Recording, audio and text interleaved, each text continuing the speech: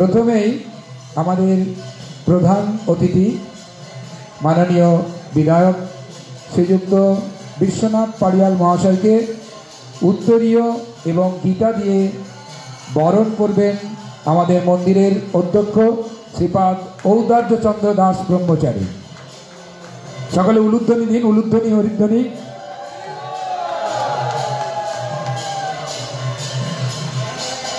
এখন মাননীয়া MIC DMC Shrimati Ruma পাল মহাশয়াকে বরণ করে নেবেন। রুমা পাড়িয়াল মহাশয়কে বরণ করে নেবেন মহিয়সী সত্যভামা দেবীদাসী।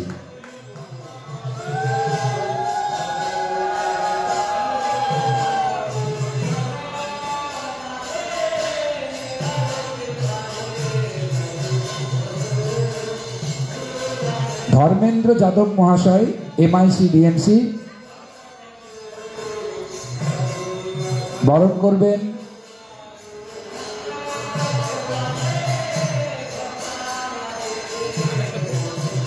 ধামেশ্বর কৃপা দাস ব্রহ্মচারী, শ্রীপাদ ধামেশ্বর কৃপা দাস ব্রহ্মচারী।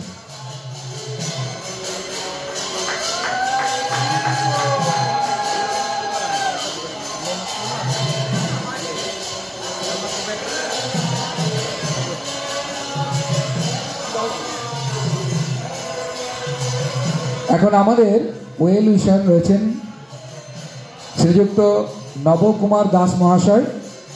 নবকুমার দাস মহাশয়কে উত্তরীয় দিয়ে বরণ করে নেবেন ত্রিলোকনাথ দাস প্রভু।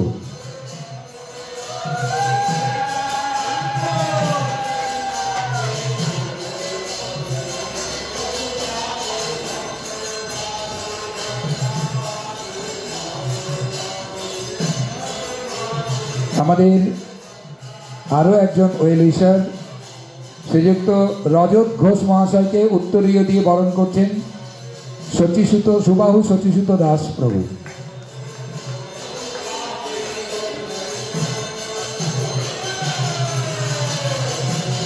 এখন স্বস্তি বাচন।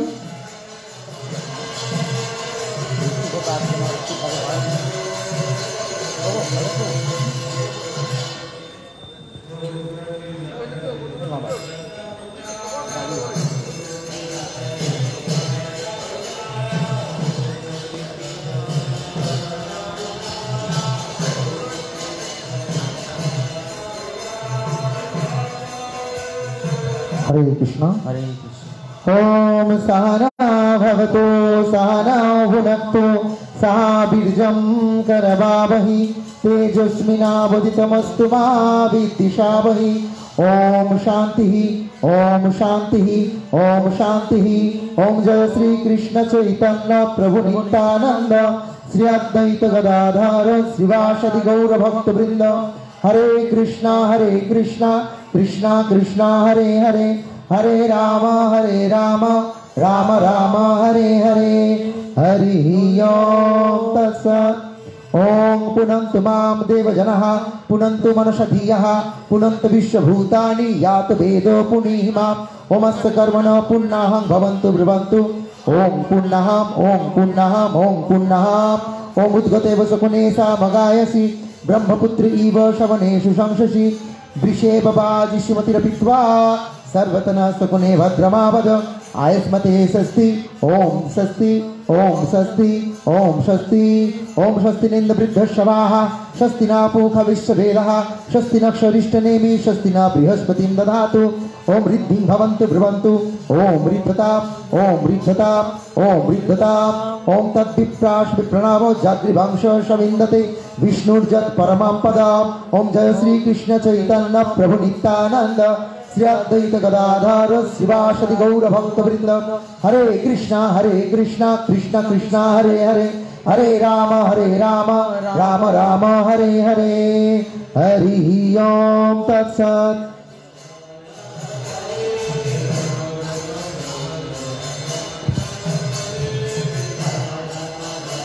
এখন প্রদীপ প্রজ্বলন। আমি আমাদের মাননীয় অতিথি মহাশয়কে, প্রধান অতিথি মহাশয় শ্রীযুক্ত বিশ্বনাথ পাড়িয়াল মহাশয়কে প্রদীপ প্রজ্বলন করার জন্য সামনে আহ্বান করছি।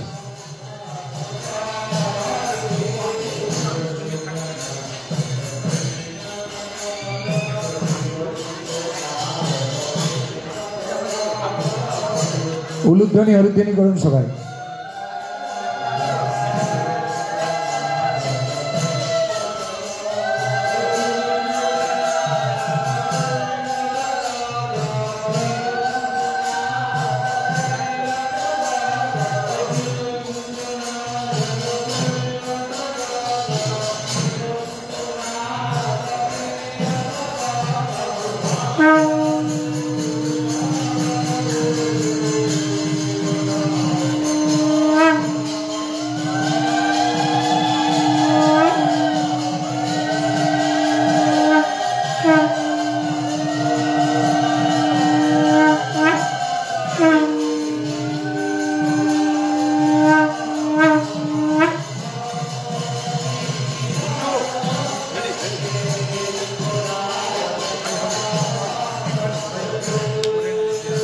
হরে কৃষ্ণ।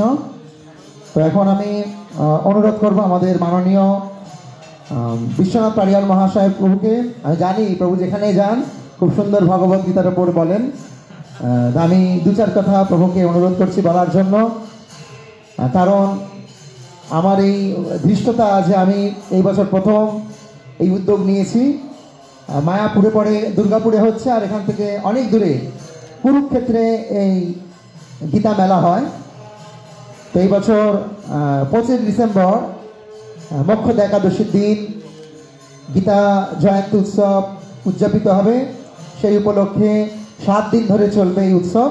তো উৎসবের শুরুতেই আমরা আমাদের মধ্যে পেয়েছি উনি কেবলমাত্র এমএলএই নয়, আমাদের গীতাকাঙ্ক্ষী শুভাকাঙ্ক্ষী। যখন যেভাবে ওনাকে ডেকেছি, রথযাত্রা জন্মাষ্টমী সবসময় ওনাকে আমরা আমাদের পাশে পেয়েছি। আজকেও ব্যতিক্রম হয়নি। মাতাজি এবং প্রভু দুজনেই পিতা মাতার মতো আশীর্বাদ দেওয়ার জন্য চলে এসেছেন। তো আমি অনুরোধ করব পাড়িয়াল মহাশয়কে দু চার কথা বলে। আমি জানি উনি অনেক ব্যস্ত রয়েছেন আজকে নানান প্রোগ্রামে, তথাপি আমি অনুরোধ করব দু চার কথা বলে আমরা গীতা গ্যালারিতে যাব ওপেনিং করার জন্য। হরে কৃষ্ণ।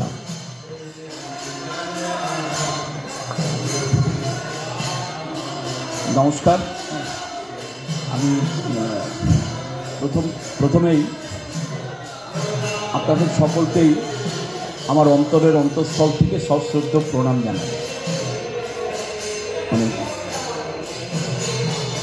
অধৈর্য প্রভু আসলে খুব স্নেহ করেন, আর সেই স্নেহের জায়গা থেকেই উনি এত বেশি বলে ফেললেন। আমি কিন্তু সেরকম নই। আর প্রথম আমি আজকে বিধায়ক হিসাবে আসিনি। ঝুমা পাড়িয়াল সেও হচ্ছে যে এমআইসি হিসাবে এখানে আসেনি। আমাদের একটাই পরিচয়, সেটা হচ্ছে আমরা ভক্ত, ঈশ্বরের কৃপাপ্রার্থী এবং ঈশ্বরের দাস, এবং দাস হিসাবেই থাকতে চাই, তার তার সেবক হিসাবেই হচ্ছে যে থাকতে চাই। এই পরিচয় বহন করে নিয়েই আগামী দিনে চলতে চাই। তাই যে ঘোষক বারবার বিধায়ক বলছেন, আমার খুব লজ্জা লাগছে, আমি নিজেই বিড়ম্বনার মুখে পড়ে যাচ্ছি। তা আমি বাইরে বিধায়ক, কিন্তু এই অর্গানাইজেশনের মধ্যে এই মন্দিরে আমি হচ্ছে যে তার সেবক, তার কৃপাপ্রার্থী, তার ভক্ত। এই পরিচয় নিয়েই যেন সারা জীবন বেঁচে থাকতে পারে। আর এটা ঠিক যে ইসকনের পক্ষ থেকে যখন যে কর্মসূচি নেওয়া হয়েছে, কম বেশি প্রত্যেকটা কর্মসূচিতেই আমি পার্টিসিপেট করি। যখন অধৈর্য প্রভুর ডাকেন, সময় পেলে, সুযোগ পেলে নিশ্চিতভাবেই হচ্ছে যে আপনাদের প্রত্যেকটা অনুষ্ঠানে আমি থাকার চেষ্টা করি। আজকে এমন একটা দিন যে সারা বিশ্বের মানুষের কাছে, শুধু ভারতবর্ষের মানুষের কাছে না, সারা বিশ্বের মানুষের কাছে এটা খুব গুরুত্বপূর্ণ এবং তাৎপর্যপূর্ণ দিন। এর একটা সিগনিফিকেন্ট মিনিং আছে। তো কুরুক্ষেত্রের মাটিতে, যুদ্ধভূমিতে দাঁড়িয়ে ভগবান শ্রীকৃষ্ণ ভগবত কথা শুনিয়েছিলেন অর্জুনকে। অর্জুন যখন মানসিকভাবে বিষাদগ্রস্ত হয়ে পড়েছিলেন, যুদ্ধভূমি ছেড়ে তিনি চলে যেতে চাইছিলেন, অর্জুন তাকে ভগবান শ্রীকৃষ্ণ তাকে মানসিক শক্তি জুগিয়েছিলেন গীতার সেই বাণী অভয় বাণী শোনানোর মধ্যে দিয়ে। তারপর তিনি ঘুরে দাঁড়িয়েছিলেন। অর্জুন যখন বলছিলেন যে অর্জুন সময় হয়েছে, এবার তুমি গান্ডীব ধরো, যুদ্ধ করতে হবে, তো অর্জুন বলেছিলেন আমি যুদ্ধ করব এই যুদ্ধভূমিতে দাঁড়িয়ে কার সাথে? যারা আমার সামনে দাঁড়িয়ে আছে তারা সকলেই আমার আত্মীয়, পরিবার পরিজন, নিকট আত্মীয়, আমি তাদের সাথে যুদ্ধ করব? পিতামহ ভীষ্ম, যিনি সস্নেহে আমায় লালিত পালিত করেছেন, আচার্য দ্রোণ, যিনি আমার শিক্ষাগুরু, আমার কুলগুরু, সকলেই সামনে দাঁড়িয়ে আছেন, আমি তাদের সাথে যুদ্ধ করব? অসম্ভব। তিনি যুদ্ধভূমি ছেড়ে পালিয়ে যেতে চাইছিলেন। তখন ভগবান শ্রীকৃষ্ণ বললেন এটা তোমার যে বদান্যতা, তোমার বড় মানসিকতার পরিচয়, বড় মনের পরিচয়, তুমি তোমার জায়গায় ঠিক, কিন্তু তুমি কি জানো তোমার সামনে যারা দাঁড়িয়ে আছে তারা তোমার সম্পর্কে কি ধারণা পোষণ করে? তুমি ভীতু কাপুরুষ, তাই যুদ্ধভূমি ছেড়ে পালিয়ে যাচ্ছ। তাই ভগবান শ্রীকৃষ্ণ তখন তাকে ভগবত বাণী শুনিয়েছিলেন। এবং গীতার মূল কথা হচ্ছে যে গীতা শব্দের অর্থ হচ্ছে ত্যাগ। ভগবান শ্রীকৃষ্ণ তাকে ধর্ম পালন করার নির্দেশ দিয়েছিলেন যে এটা তোমার ধর্ম, তুমি ক্ষত্রিয়, তুমি যুদ্ধ করবে, এটাই তোমার ধর্ম। আমাদের 4টে ক্লাসিফিকেশন আছে, ব্রাহ্মণ, শূদ্র, ক্ষত্রিয়, বৈশ্য। তো ব্রাহ্মণের ধর্ম হচ্ছে যেটা, সেটা হচ্ছে ব্রাহ্মণকে পালন করার নির্দেশ দেওয়া হয়েছে। ক্ষত্রিয়ের যেটা দায়িত্ব কর্তব্য, সেটাকে হচ্ছে ক্ষত্রিয়কে পালন করার নির্দেশ দেওয়া হয়েছে। তো অর্জুন, তুমি তোমার যে দায়িত্ব এবং কর্তব্য সেটা তুমি পালন করো। প্রথমত হচ্ছে ধর্ম পালন করো, ধর্ম মেনে হচ্ছে যে তুমি যুদ্ধ করো এবং তোমার কর্তব্য পালন করো। অর্জুন বাস্তবটাকে উপলব্ধি করতে পেরেছিলেন, সত্যটাকে উপলব্ধি করতে পেরেছিলেন, এবং সেই যুদ্ধ ছিল যে অধর্মের বিপক্ষে, বিরুদ্ধে এবং ধর্মের পক্ষে। তো ধর্মীয় অনুশাসনকে প্রতিষ্ঠা করার জন্য, ন্যায়ের শাসনকে প্রতিষ্ঠা করার জন্যই তিনি যুদ্ধ করতে মানসিকভাবে প্রস্তুত হয়েছিলেন। তা আমরা সকলেই চাই যে ন্যায়ের শাসন প্রতিষ্ঠা হোক। আমরা প্রথম থেকেই যুদ্ধ যুদ্ধ যুদ্ধ যুদ্ধ একটা ব্যাপার ছিল, কিন্তু ভগবান শ্রীকৃষ্ণ মাত্র 5টা গ্রাম চেয়েছিলেন, যে 5টা গ্রাম আমাদেরকে ছেড়ে দেওয়া হোক পঞ্চপাণ্ডবের জন্য, তাদেরকে থাকার জায়গা করে দেওয়া হোক। কিন্তু কৌরবরা সেটাও প্রত্যাখ্যান করেছিলেন, শেষ অনুরোধটুকু রাখেননি। তারপরে সেই যুদ্ধ অবশ্যম্ভাবী হয়ে দাঁড়ায়। যুদ্ধের পরিণতি কী হয় সেটা আপনারা সবাই জানেন। তো গীতা হচ্ছে যে শুধু ভারতবর্ষে নয়, গোটা পৃথিবীর মানুষের কাছে গ্রহণযোগ্য একটা মহাকাব্য। তো সেখান থেকে আমাদের জীবনের মানে চলার পথে আমাদের কি কর্তব্য, কোনটা করা উচিত আর কোনটা করা উচিত নয়, গীতার যেন ছত্রে ছত্রে লেখা আছে। আমি নিজেও ব্যক্তিগতভাবে যখন মানসিকভাবে খুব বিধ্বস্ত হয়ে যাই, তখন ও যখন হচ্ছে গীতার ছত্র থেকে এক একটা শব্দ ব্যাখ্যা করে যখন হচ্ছে বলে, আমি আবার মানসিকভাবে উদ্দীপ্ত হয়ে উঠি। গীতা হচ্ছে যে জীবনের চলার পথের সঙ্গী। গীতা হচ্ছে মানুষকে দিশা দেখায়, দিশা ঠিক করে দেয়। গীতা হচ্ছে একটা মনুষ্য জীবনে হচ্ছে যে তার চলার পথকে ঠিক করে দেয়, দিক নির্দেশ করে দেয়, বাঁচার জন্য সে অনুপ্রেরণা যোগায়। সেই জন্য প্রত্যেকটা মানুষের উচিত হচ্ছে যে গীতাকে পড়া, গীতাকে জানা, গীতার সারমর্ম কী সেটাকে হচ্ছে যে বোঝা, এবং আমাদের এটা করা উচিত। আর আমরা যারা মানে এই ধর্মীয় অনুশাসনের মধ্যে থাকি, ধর্ম কি না, ধর্ম হচ্ছে যেটা ধারণ করা হয় তাকে ধর্ম বলা হয়, আর যেটা ধারণ করলে মানুষের জীবনের উৎকর্ষতা বৃদ্ধি পায় সেটাই হচ্ছে প্রকৃত ধর্ম। তো ধর্ম কখনো হিংসার কথা বলে না, ধর্ম কখনো বিদ্বেষের কথা বলে না, ধর্ম কখনো সংকীর্ণতার কথা বলে না। ধর্ম হচ্ছে সংকীর্ণতার ঊর্ধ্বে গিয়ে মানবতার কথা বলে, মানুষের প্রেম ভালোবাসা, এটাই হচ্ছে ধর্মের মূল কথা। তা আমরা যেন পরস্পরকে ভালোবাসতে পারি। স্বামী বিবেকানন্দ বলতেন, জীবে প্রেম করে যেইজন সেইজন সেবিছে ঈশ্বর। জীব সেবার মধ্যে দিয়েই ঈশ্বরত্বকে প্রাপ্ত করা যায়। ঠাকুর রামকৃষ্ণদেব বলতেন, মানুষের মধ্যেই শিবত্ব আছে, মানুষকে সেবা করার অর্থ হচ্ছে শিবত্বকে প্রাপ্ত করা। এবং চৈতন্য মহাপ্রভু শুধুমাত্র হরিনাম সংকীর্তনের মধ্যে দিয়ে জাতি ধর্ম বর্ণ সম্প্রদায় নির্বিশেষে সমস্ত মানুষের মেলবন্ধন ঘটিয়েছিলেন। এবং গুরু নানক বলেছিলেন যে তুমি প্রার্থনা করো, have faith on God, have faith on almighty, শক্তিমানের উপরে তুমি ভরসা রাখো, বিশ্বাস করো। আর তিনি বলেছিলেন, সে দ্বিতীয় যে বাণী তিনি প্রচার করেছিলেন, বলেছিলেন কিরাত করো, অর্থাৎ কর্ম করো। কর্ম তোমার সঙ্গে যাবে, বাকি কোনোটাই তোমার সঙ্গে যাবে না। তাই ভালো কর্ম করলে ভালো হবে, আর হচ্ছে খারাপ কর্ম করলে লোকে সমালোচনা করবে। তো হচ্ছে যে কর্ম করো। আসুন, তো সেই রকম একটা পূর্ণ দিনে আমরা সবাই এসেছি। আমাদের সকলের উদ্দেশ্য এবং লক্ষ্য হচ্ছে মানবতার পূজা করা, মানবতার হচ্ছে সেবা করা। তাই আমরা সেবক হিসাবে মানুষের সেবা করতে চাই, এটাই আমাদের জীবনের মূল লক্ষ্য এবং ব্রত। তা আমি এইটুকু বলে আপনাদের সকলকে ধন্যবাদ জানিয়ে, এবং ভবিষ্যতে যাতে আপনাদের সেবক হিসাবে, আপনাদের ভক্ত হিসাবে, ঈশ্বরের ভক্ত হিসাবে যেন থাকতে পারি, আপনাদের সাথে থাকতে পারি। এই মন্দির যেন আমার বাড়ি হয়। আমরা যারা হচ্ছে যে গৃহে বসবাস করি, আমরা অনেক সময় ভাবি যে এই অট্টালিকার সম প্রাসাদ বানিয়েছি, অনেক কষ্ট করে বানিয়েছি। আমরা সকলেই ভাবি এটা আমার, কিন্তু আমার বলে তো পৃথিবীতে কোনো বস্তু হয় না। একটা নির্দিষ্ট সময়ের পরে সকলকেই চলে যেতে হয়। ঠাকুর রামকৃষ্ণদেব বলতেন, ওরে তোরা যে অট্টালিকার সম যে প্রাসাদে বসবাস করিস, ওই প্রাসাদ তোর নয়, ওই গৃহটা তোর নয়, ওই বাড়ি তোর নয়। তুই কে? You are nothing but a tenant. তুই তো ভাড়াটে মাত্র। যেদিন বাড়িওয়ালার নোটিশ আসবে, বাড়িওয়ালার নোটিশ এলে যেরকম ভাড়াটেকে বাড়ি ছেড়ে দিয়ে চলে যেতে হয়, ঠিক তেমনি তোর যখন নোটিশ আসবে তখন তোকেও হচ্ছে যে চলে যেতে হবে। তো তারপরে ঠাকুর রামকৃষ্ণদেব বলতেন, জানিস বুদ্ধিমান ভাড়াটে কে? বলে বুদ্ধিমান ভাড়াটে হচ্ছে সেই যে ভাড়া বাড়িতে থাকতে থাকতে আসল বাড়ির সন্ধান করতে পারে। তো আসল বাড়ি কোনটা? না, আসল বাড়ি হচ্ছে এইটা, যেখানে ঈশ্বরের নাম সংকীর্তন হয়, গুণগান করা হয়, ঈশ্বরের মহিমা হচ্ছে যে বর্ণনা করা হয়, ভজন পূজন হয়, সেটাই হচ্ছে আসল বাড়ি। তো হচ্ছে বুদ্ধিমান ভাড়াটে সে যে ভাড়া বাড়িতে থাকতে থাকতে আসল বাড়ির সন্ধান করতে পারে, আর যে আসল বাড়ির সন্ধান করতে পারে সেই হচ্ছে মোক্ষ লাভ করে। তা আমাদের সকলের উদ্দেশ্য এবং লক্ষ্য হচ্ছে মোক্ষ লাভ করা। আমরা চাই আমাদের জীবনে আনন্দে থাকতে চাই। তো ঈশ্বরকে যিনি দেন তিনি ঈশ্বর, তাই ঈশ্বরের হাত এরকম থাকে। আর যিনি নেন তিনি কে? না মানুষ, মানুষের হাত এরকম থাকে। সেই জন্য মানুষের জীবনে দুঃখ এবং আনন্দ দুটো চক্রাবত পরিবর্তিত হয়, কিন্তু ঈশ্বরের ঘরে শুধু আনন্দ আর আনন্দ।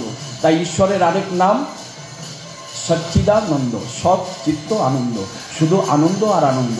তো we want to achieve the highest joy in our life. আমরা জীবনের সর্বোচ্চ আনন্দকে প্রাপ্ত করতে চাই। তো সেই আনন্দকে যদি প্রাপ্ত করতে হয়, এটাই হচ্ছে সর্বোচ্চ জায়গা, এটাই হচ্ছে আসল জায়গা। এখানে নিজেকে ডেডিকেট করুন, সমর্পণ করুন, ওর উপরে বিশ্বাস রাখুন, আস্থা রাখুন, আনন্দে থাকবেন।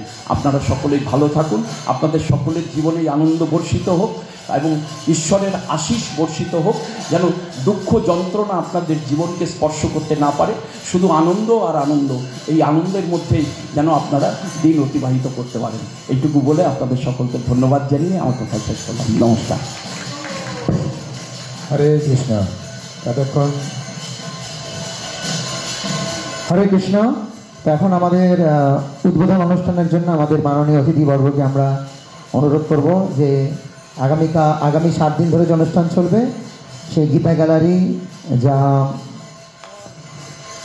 এক অভিনব সূচনা দুর্গাপুর ইস্কনের মধ্যে, তো সেই সূচনাকে সূচিত করার জন্য মাননীয় অতিথিবর্গকে আমি অনুরোধ করব সেই স্থানে গমন করার জন্য। আমাদের এই মঞ্চে পরবর্তী অনুষ্ঠান হবে নৃত্যানুষ্ঠান। নৃত্য পরিবেশন করবে ভক্তিম সুরভি। আমাদের আগে গীতা গ্যালারি উদ্বোধন হবে, তারপর আমাদের এই মঞ্চে নৃত্যানুষ্ঠান হবে। আপনারা সকলে গীতা গ্যালারি ওখানে চলুন এবং তারপর সবাই আবার এই মঞ্চের সামনে এসে বসবেন। আচ্ছা, আমরা এটা দিয়ে যাবো, এটা দিয়ে যাবো ওইখানটায় আপনাকে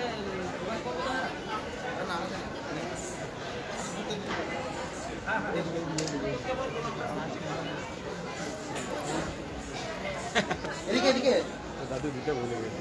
আমরা এখান থেকে ঘুরতে গেলাম।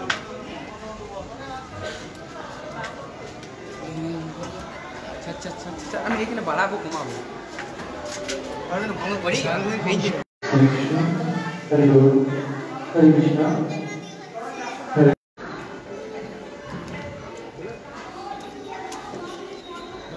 फ्लैश लाइट के जला तू, कोई लाइट नहीं, फ्लैश लाइट जला, फ्लैश लाइट जला।